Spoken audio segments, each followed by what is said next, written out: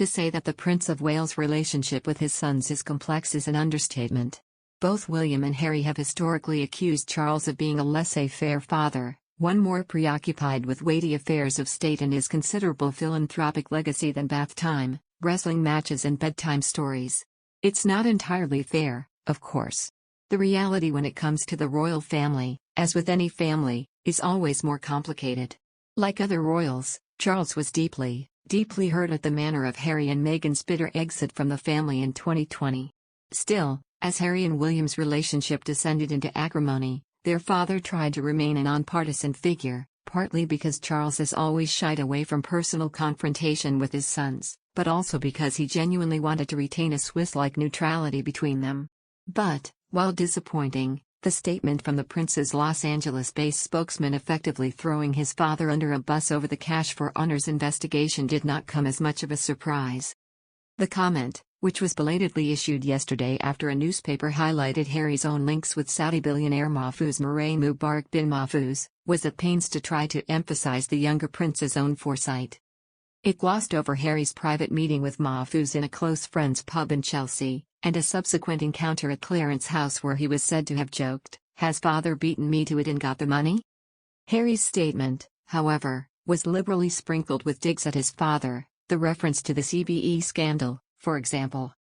Then there was the suggestion that the younger prince and his advisors saw sense at the earliest possible opportunity, when Charles' former senior aide Michael Fawcett, and presumably the Prince of Wales himself, did not. As for the claim that Harry expressed his concerns about the donor, well, to whom?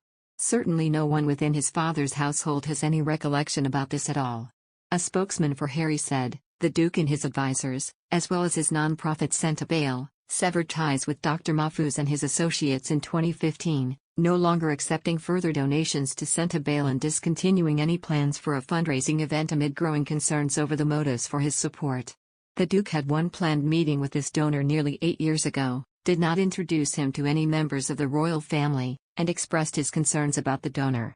Prince Harry also criticized the Sunday Times, with the spokesman adding, "It is disappointing that the Sunday Times, knowing all the facts, has chosen to encourage speculation by being deliberately vague to try to create a falsified link between the Duke of Sussex and the CBE scandal, of which he had no knowledge or involvement." If Harry was that concerned about the Saudi billionaire, surely he could have warned his father, possibly when he saw him at his London residence the same day. It was also no secret, subsequently, that Mahfouz had become a major donor to Charles' charitable endeavours. He had a wood named after him at Dumfries House, the Scottish seat of his charitable empire, after all. Contrary to claims in the BBC's recent controversial documentary on royals and the media that the three royal households are all too quick-brief against each other, Clarence's house was again maintaining a dignified silence last night. But one loyal friend of the Prince of Wales felt obliged to ask, if Harry indeed had such deep concern about this man and his motives, then why on earth did he not tell his charity, Senta Bail, to just hand the £50,000 he had given them back?